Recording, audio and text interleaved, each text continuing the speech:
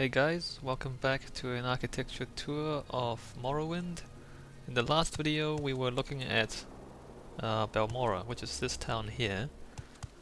We're done with that, so our next stop will be Ald'Ruhn, which is the capital of House Redoran in Vardenfall.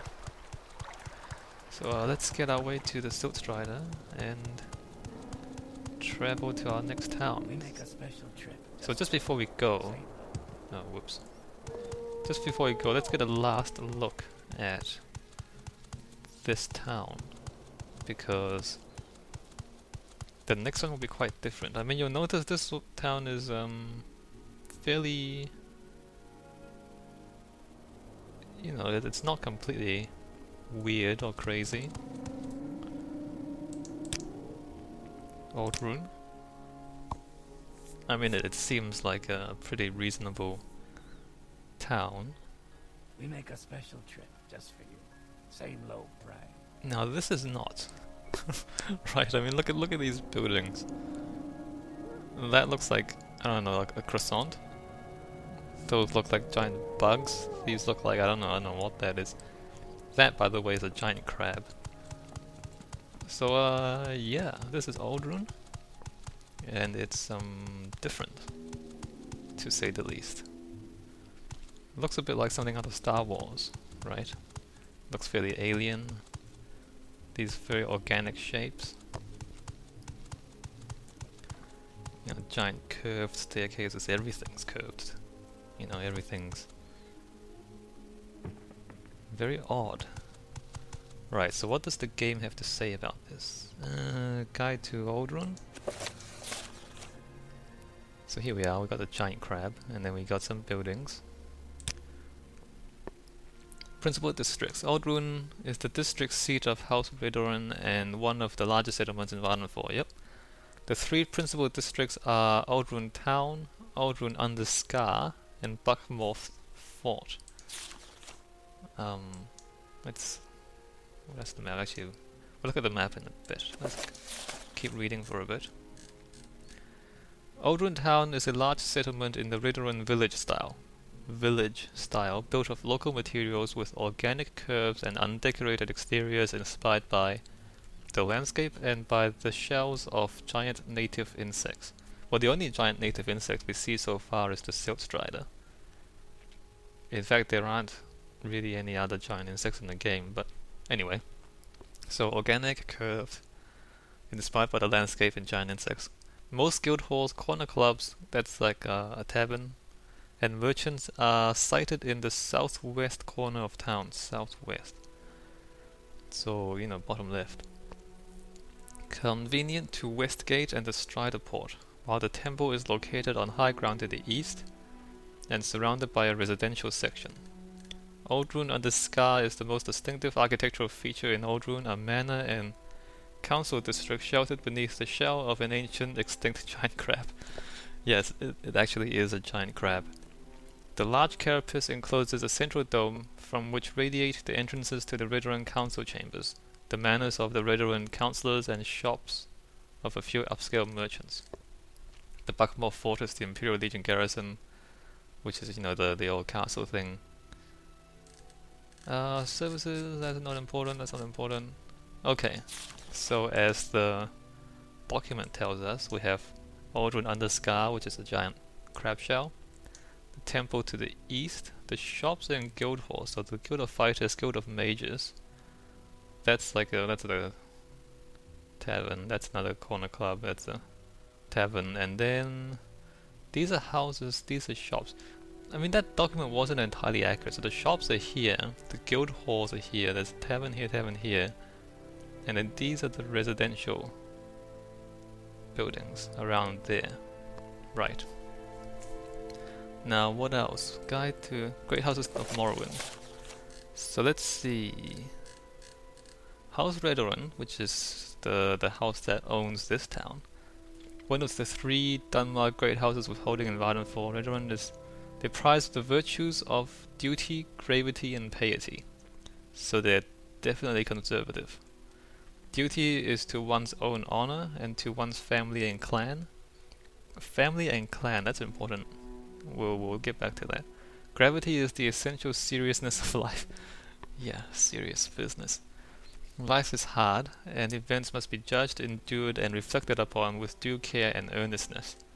Piety is respect for the gods and the virtues they represent. A light, careless life is not worth living. Redoran settlements are designed in the Dunmar village style, built of local materials with organic curves and undecorated exteriors, blah blah blah. Typically centered on a temple, with huts and trade houses gathered around a central plaza as in Nisus. But Ald'Ruhn, the Redoran district seat, is exceptional, with its distinctive feature being the colossal prehistoric crab shell. Alright, so they're conservative and they're serious. And in fact, the Redoran are quite traditional.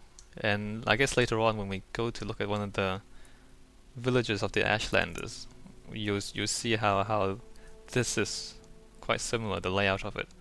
But just to talk about that here, if you remember in Balmora there were like rows of houses, and then there was like the council and then the shops. Well, here we don't have the straight rows. We have the houses arranged in these clusters. So that's the cluster there, and that's the cluster there, and I guess that's like a cluster there. And then everything, you know, they face each other, and then they form little groups.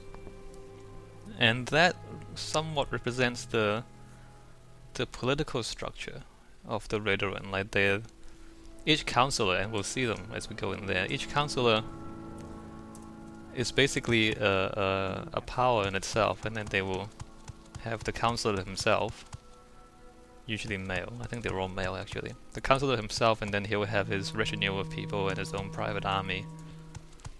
And so, whereas the Hlaalu are more, you know, they're more open, and then they're more interested in individuality and entrepreneurialism, the Redoran are more, you know, they're more interested in, you know, family and loyalty to the clan and, you know, all that sorts of stuff. So all of their buildings are arranged in these clusters. And as we come in here, we'll see that the entire crab shell itself is like this giant cluster with these, you know, doorways facing inwards towards the middle. So they're all, you know, they're all arranged into groups.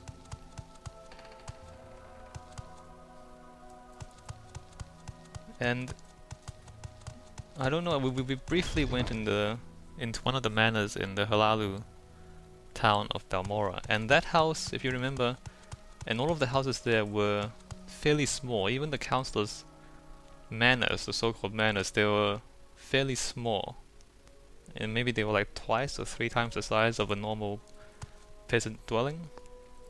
But here, look at this, look at the council hall here. This place is huge. Look at the size of this place. And of course there's even doors going out as well. I think these areas are smaller. So that's the main hall. Let's get out. Oh, by the way, the inside doesn't match the outside. Look at how far apart the doors are out here, and then how close together they're in here. So yeah, they don't actually match the inside and outside. But if we go to one of the councillors, what do we call it? Lithri Manor. So that's obviously one of the councillors. And look how big this is. This is just the entrance. So there's two levels, a huge hall, and then there's doorways on all sides. What's this? Private quarters?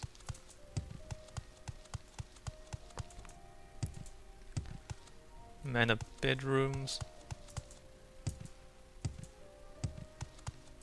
And guard quarters. So you know, it's huge. All of these manors are huge. Look how big that space is. Anyway, we don't need to explore all of that, except Well, let's look at the decorations for a bit. So it's a... I mean, even though the document said like a simple, unornamented buildings, there's a bit of decoration going on in here. I mean, it's not really extravagant, but it's there. Now, if we compare this to the ordinary peasant dwellings outside, Go ahead. if we can get out.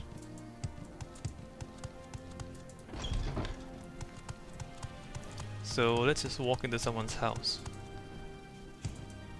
if it's not locked.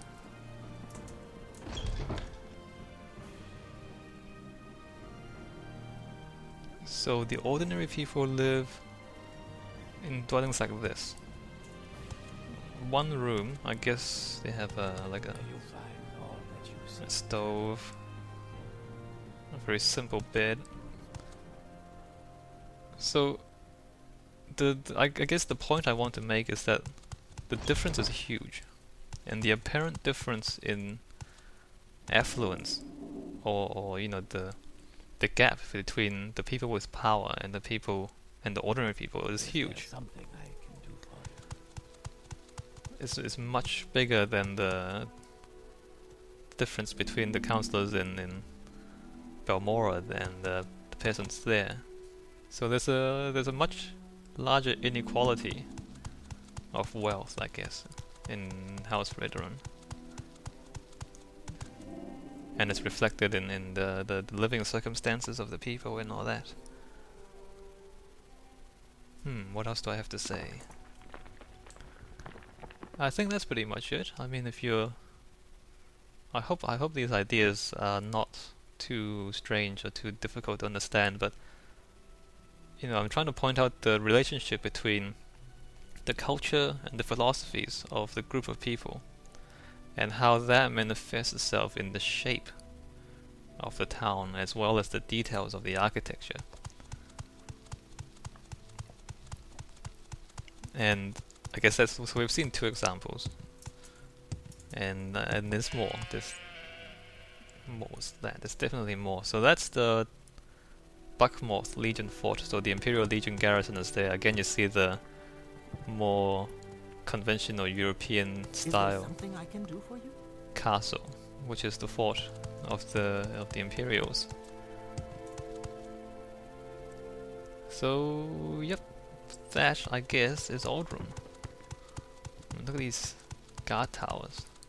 It's all very organic. I'm not sure what materials this will be, if it were real. Oh, and also before I finish, so the Mages Guild and the Fighters Guild are Imperial institutions. So if you imagine this town, I guess it might have... I mean, the crab shack would have been here since a long, long time ago, so I guess that's where the town started. And maybe the shops and then the people would have come here first. Maybe these would have been built a bit later, but definitely, like, you see how these are the furthest away from the center. But interestingly, the shops are closer to the center of power. But you know, the outsiders are definitely on the fringes. Like, they're not... all of these are facing away from the Imperial institutions of the Mages Guild and the Fighters Guild. I don't think I pointed it out in Balmora, but there, in House Halalu, the Fighters Guild and the Mages Guild were basically in the middle of the shops, and so they were well integrated with the rest of the town, whereas here they're almost just, you know, tacked on. They're just, you know, added on to the existing town, and they're not integrated really with the rest of the town, which all face away from them. Anyway, so that's a interesting thing to note. Alright, that's Ald'Ruhn. Next stop is Cedric's Mora. Alright, I'll see you guys there.